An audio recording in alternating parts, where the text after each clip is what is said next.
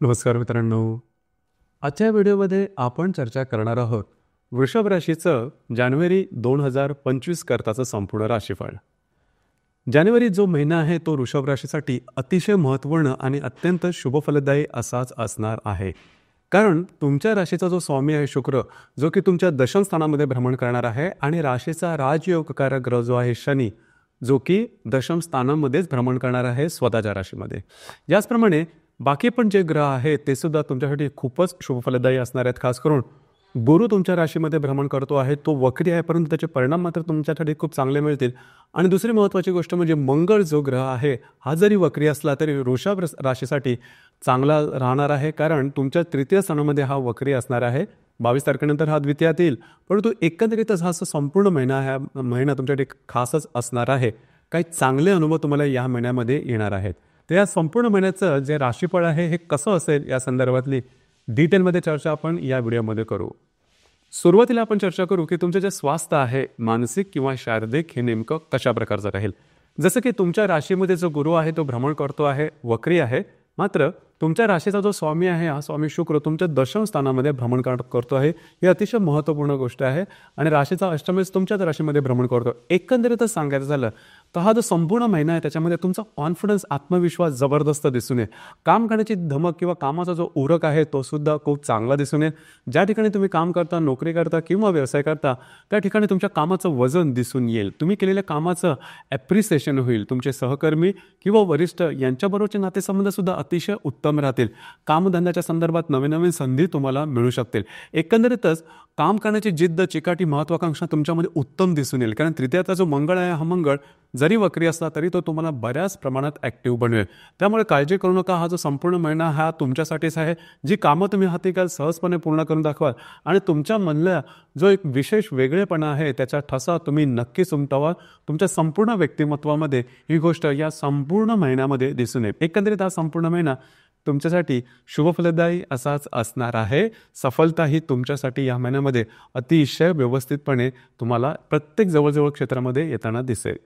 यानंतर आपण चर्चा करू आर्थिक स्तर नेमका कशा प्रकारचा असेल. तुमच्या राशीकरता 3 जे ग्रह आहेत ते सगळ्यात महत्त्वपूर्ण राहतात, बुध, गुरु आणि शनी.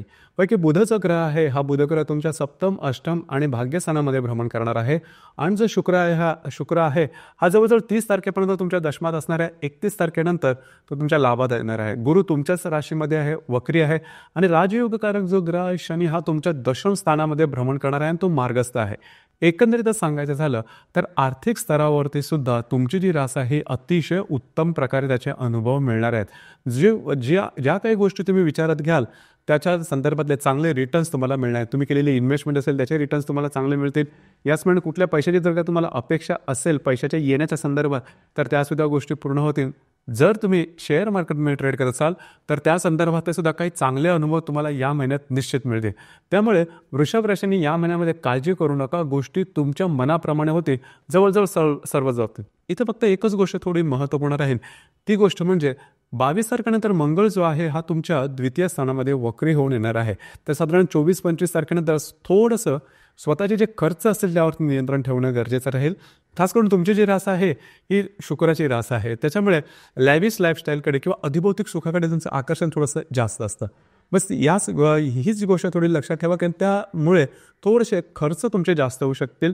साधारण 24-25 तारखेनंतर या संदर्भात थोडी काळजी घेणं महत्त्वपूर्ण राहील. याचप्रमाणे तुमचे जे भाऊ असतील, भाऊ बहिणी किंवा आपण त्याला सिबलिंग म्हणतो, त्यांच्याबरोबर थोडेसे वादविवादाचे प्रसंग वगैरे निर्माण होतील किंवा त्यांच्या आरोग्याकडे सुद्धा थोडंसं लक्ष द्यावं लागेल. त्यांच्या आरोग्याच्या संदर्भातल्या काही गोष्टी या महिन्यात डोकं वर काढू शकतील. त्या संदर्भात काळजी घ्या. जर का तुमच्यामध्ये आणि भावंडांमध्ये काही वादविवाद चाललेले असतील तर ते या महिन्यात जास्त प्रमाणात दिसून येऊ शकतील. तर तिथे थोडंसं लक्ष देणं गरजेचं राहील. गृहसौख्याबद्दल सांगायचं झालं तर राशीचा जो चतुर्थश आहे रवी, जो की तुमच्या अष्टमात भ्रमण करतो आहे. 15 तारखेनंतर तो तुमच्या भाग्यस्थानातच भ्रमण करणार आहे. गेल्या 10-12 दिवसापासून पण तुम्ही बघत असाल की घरातलं वातावरण काही ठीकसं चाललेलं नाही.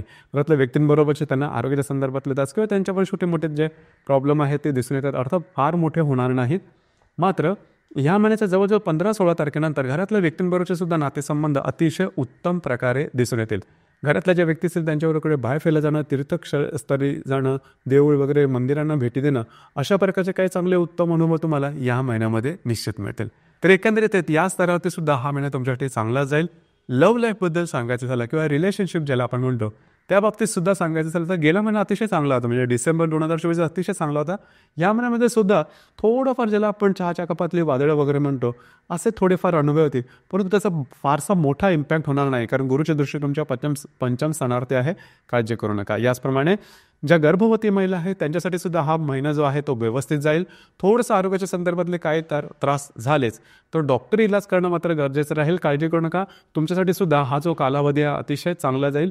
त्याच्यामुळे फार काय स्ट्रेस टेन्शन घेऊ नका. जे विद्यार्थी वर्ग आहेत यांच्यासाठी हा संपूर्ण महिना अतिशय उत्तम असणार आहे. म्हणजे तुम्ही जे काही प्रयत्न केलेले आहेत त्याचे तुम्हाला रिझल्ट्स मिळतील. अर्थात नशिबाची साथ लाभेल, परंतु याचा अर्थ असा नाही की तुम्ही काहीही न करता तुमच्या ज्या परीक्षा असेल त्याला सामोरे जा, असं अजिबात नाही. तुम्ही तुमचे प्रयत्न करा, त्याचे जे रिझल्ट्स आहेत ते तुम्हाला ग्रहांच्या संदर्भात अतिशय चांगल्या प्रकारे मिळू शकतील. याचप्रमाणे वैवाहिक जीवनाबद्दल सांगायचं झालं तर वैवाहिक जीवन तुमचं या महिन्यामध्ये अतिशय सुंदर राहील. वैवाहिक जोडीदारावर कुठे बाहेर फिरायला जाण्याचा योग संभवतो. वैवाहिक जोडीदाराच्या काय आशा अपेक्षा आहेत त्या तुम्हाला पूर्ण कराव्या लागतील. तुमच्या दोघांमधलं बॉन्डिंग आहे ते बऱ्याच प्रमाणात चांगलं दिसून येईल. थोडंसं साधारण 25-26 तारखेनंतरच्या कालावधीमध्ये जे तुमचे वैवाहिक जोडीदार आहेत त्यांच्या आरोग्याकडे थोडंसं लक्ष देणं गरजेचं राहील. आणि म्हणजे जवळजवळ 25 तारखेपासून जानेवारी 25 पासून ते जवळजवळ संपूर्ण मार्च जो महिना आहे, म्हणजे जवळजवळ 2 महिने आहेत पुढचे, त्यामध्ये वैवाहिक जोडीदाराच्या आरोग्याकडे लक्ष देणं अतिशय आवश्यक राहील. त्यांच्या आरोग्याच्या संदर्भातले काही त्रास डोकं वर काढू शकतील, त्या संदर्भात काळजी घेणं गरजेचं राहील. याचप्रमाणे जे तुमचं कार्यक्षेत्र आहे त्या संदर्भात सांगायचं झालं तर कार्यक्षेत्राच्या संदर्भात अतिशय उत्तम अशा प्रकारचे तुम्हाला रिझल्ट्स मिळणार आहेत या महिन्यामध्ये. कारण दशमेश जो आहे शनी, जो की तुमच्या राशीचा राजयोगकारक ग्रहसुद्धा आहे, तो तुमच्या दशम स्थानामध्ये भ्रमण करतो आणि तिथे शुक्रसुद्धा असणार आहे. तर या संदर्भात जी कामं तुम्ही हाती घ्याल ती अगदी सहजपणे व्यवस्थितपणे पूर्ण होताना दिसते. सहकर्मी किंवा वरिष्ठ यांच्याबरोबर नातेसंबंध चांगले राहतील. जे तुमचं कार्यक्षेत्र आहे त्या संदर्भातला नवनवीन तुम्हाला संधी मिळतील. याचप्रमाणे नवीन जर का तुम्हाला काय एक्सपेरिमेंट करायचे असतील, प्रयोग करायचे असतील, नवीन काय वेगळं सुरू करायचं असेल, बिनधास्तपणे सुरू करू शकता. त्यामुळे त्या संदर्भातले लागणारी जिद्द, चिकाटी, महत्त्वाकांक्षा हे तुमच्यामध्ये आतूनच येईल. कारण तुमच्या राशीमध्ये भ्रमण करणारा जो गुरु आहे, हा गुरु या सगळ्या गोष्टी तुम्हाला दिल. किंवा सारासार विवेकबुद्धी ही सुद्धा तुमच्या राशीमध्ये खूप चांगली असते. आणि प्रॅक्टिकलपणा म्हणजे व्यवहारीपणासुद्धा खूप चांगला आहे. त्यामुळे एकंदरीत या महिन्यामध्ये नवीन काय सुरू करायचं असेल तर तुम्ही सुरू करू शकता आणि त्या संदर्भातल्या संधी तुम्हाला सुद्धा निश्चित मिळतील. तर एकंदरीतच जे तुमचं कार्यक्षेत्र आहे त्या संदर्भात अजिबात काळजी करू नका. अतिशय चांगल्या प्रकारचे अनुभव तुम्हाला या बाबतीत येणार आहे. एकंदरीतच सांगायचं झालं तर या संपूर्ण जो महिना, हा संपूर्ण महिना तुमच्यासाठी अतिशय चांगला आहे.